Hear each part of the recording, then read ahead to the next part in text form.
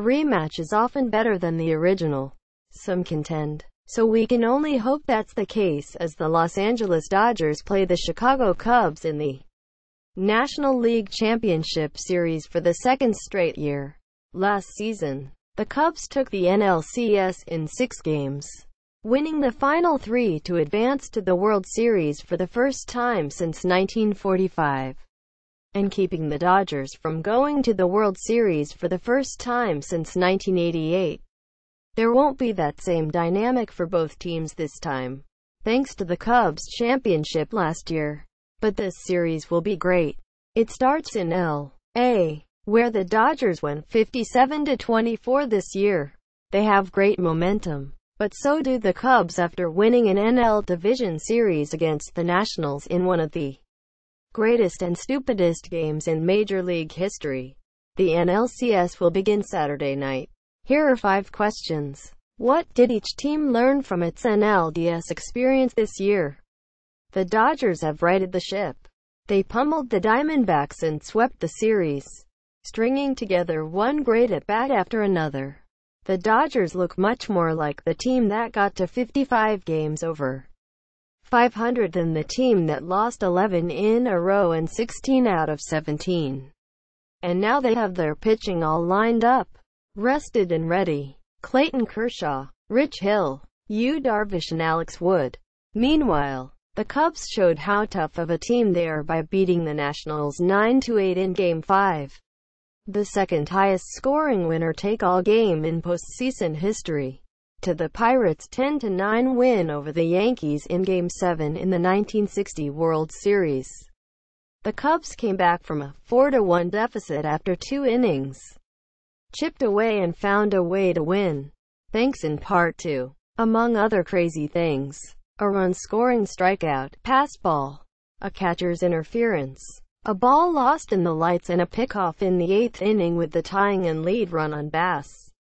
As the Cubs flew to L.A. after the game in Washington, they had to be asking themselves, how did we win this game?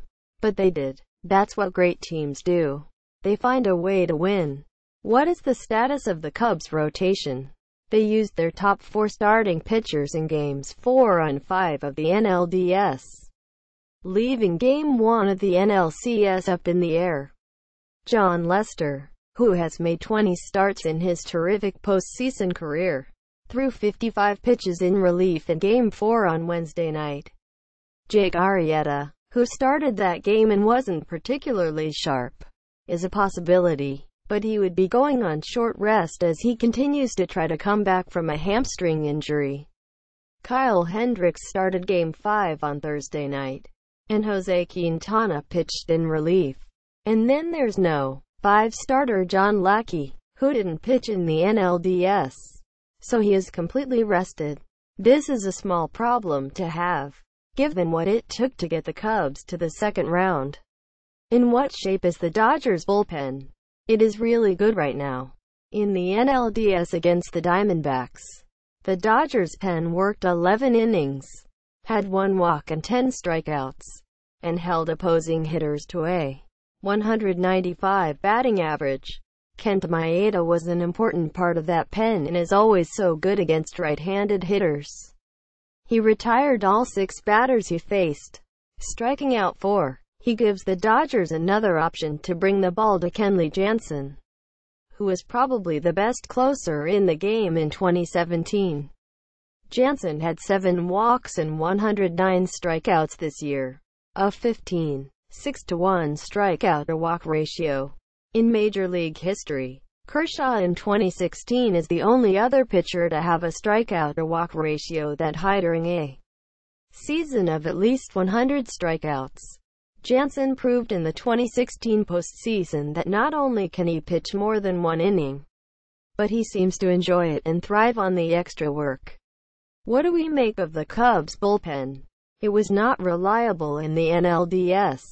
Carl Edwards Jr., who had a solid regular season, struggled with his control and command in the division series, so much so that he was taken out with a 1-0 count and the bases loaded in Game 4.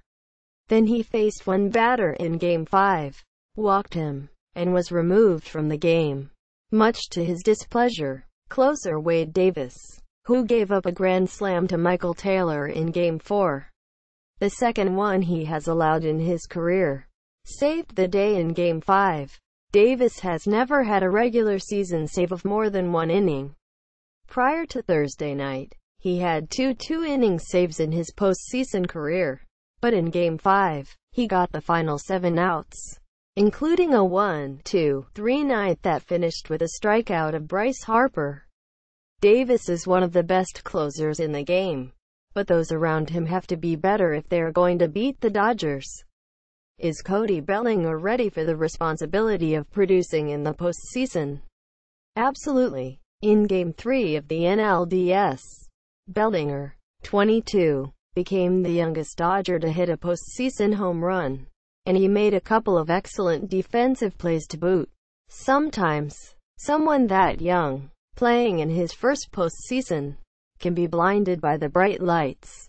But given Bellinger's background, he's the son of a former major leaguer, and the way he flawlessly handled everything thrown at him this season, there's no reason to think he won't be a big run producer in the NLCS. Plus, he has a lot of help in that lineup, which scored 20 runs in 3 games against the Diamondbacks. Third baseman Justin Turner thrives in the postseason. 105 ops in 83 plate appearances. Corey Seager appears to be healthy again, and Yasiel Puig seems focused and motivated. Prediction: Dodgers in 7.